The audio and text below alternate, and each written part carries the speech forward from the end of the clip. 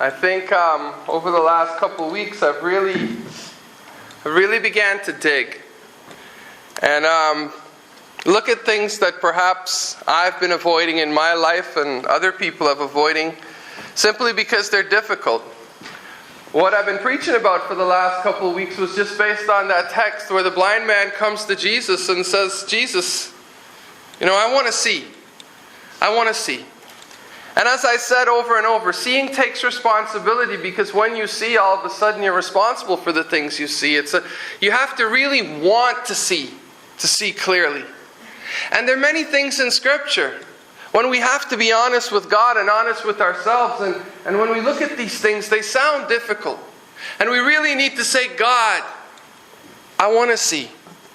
I used an example last week, which was real to me at one point in my life.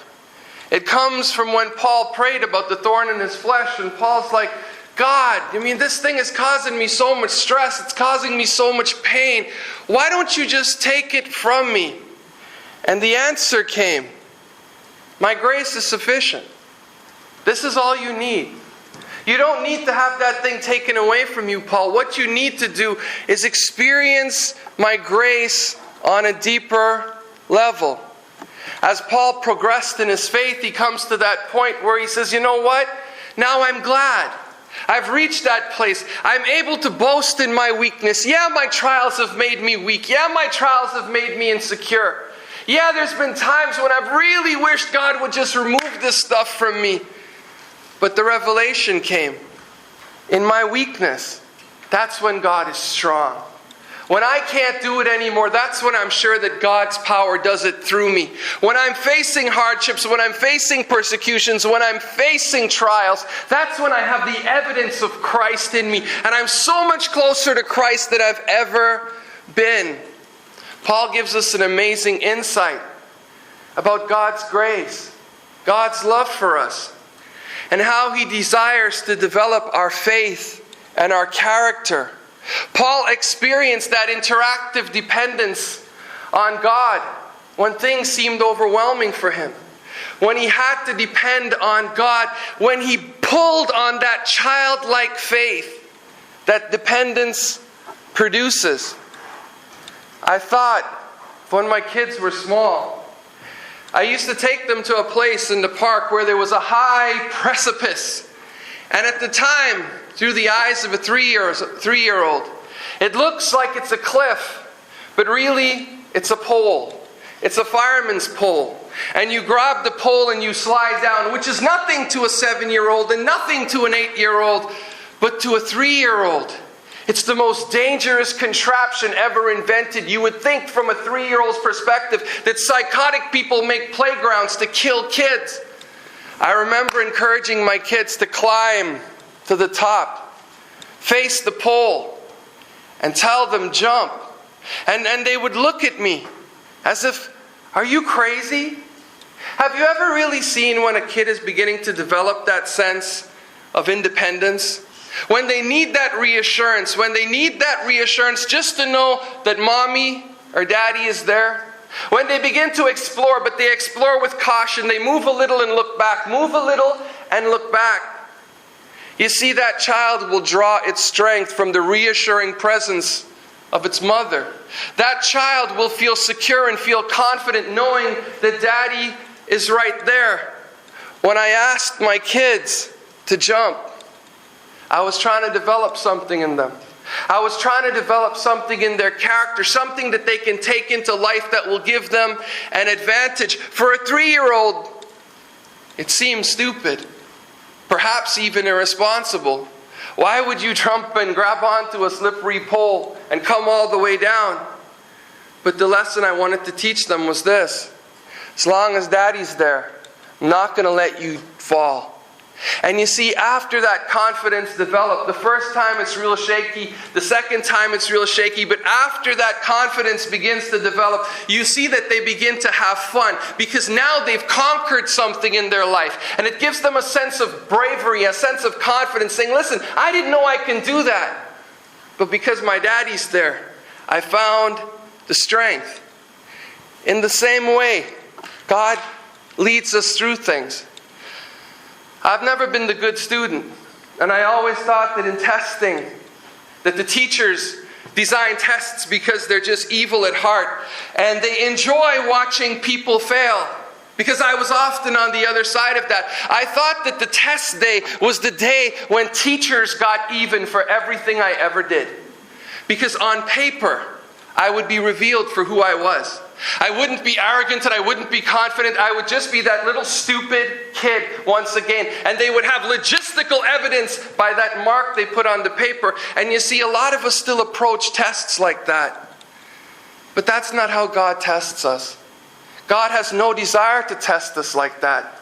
Some people may test you with the desire to see you fail, but I'll reassure you, the heart of a father doesn't want to see his kids fail.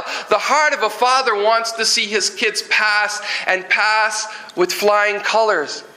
The whole point of any test that comes our way from God is to develop our character, to make us more like Jesus in the process. The whole purpose of the test is not that we fail, but it's to give us an opportunity to grow, to achieve, a place in our life where we can move towards spiritual promotion. If we really begin to look at it that way, a lot of the stuff we go through has a different flavor. But we have to ask God, I want to see. Let me see things the way you do. It's often difficult to think when we're going through something that's not pleasant, that God is giving us a chance to grasp at an opportunity. There are many times in the scripture, I talked about it last week, where unless we really ask God, I want you to just show me what you're talking about here. I want a deep desire to see what you're trying to tell me. I just don't want to gloss over this. I just don't want to throw this away. The biblical oxymorons that just don't seem to make sense. Like the crucified life. How do you live life crucified? Or give and it shall be given unto you. How does that work? If you give, you have less. How do you give so that it'll be given unto you? Today I have another one. Another contradiction that will be impossible for us to navigate unless God opens our eyes. I talked about the thorn in Paul's flesh, where Paul prayed. But there was another man, James, the half-brother of Jesus. And he faced many trials and many persecutions. In fact, his life ended like this. He was pushed off the precipice of the temple, where he was giving witness for Jesus Christ.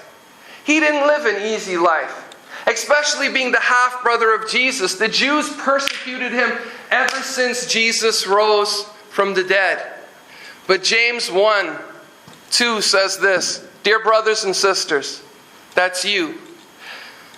"When troubles come your way, consider it an opportunity for great joy. For you know that when your faith is tested, your endurance has a chance to grow. So let it grow. For when your endurance is fully developed, you will be perfect and complete, needing nothing." The New American Standard Bible uses the words trials. King James says temptations. New Living Translation says trouble. Here's what he says. Temptations coming your way? God's doing something. Are you in the midst of a trial right now? It's an opportunity for joy. Are you in the midst of trouble right now? Are you even suffering right now? James says, listen. This is not an opportunity to throw away hope, but this is an opportunity to have hope in God.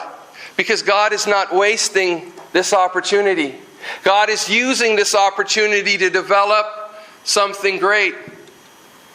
If you're really listening to me, I believe you're going to say, oh man, here we go again. Who in the world is actually going to find joy in the midst of troubles and tribulations? For most of us, that sounds ridiculous.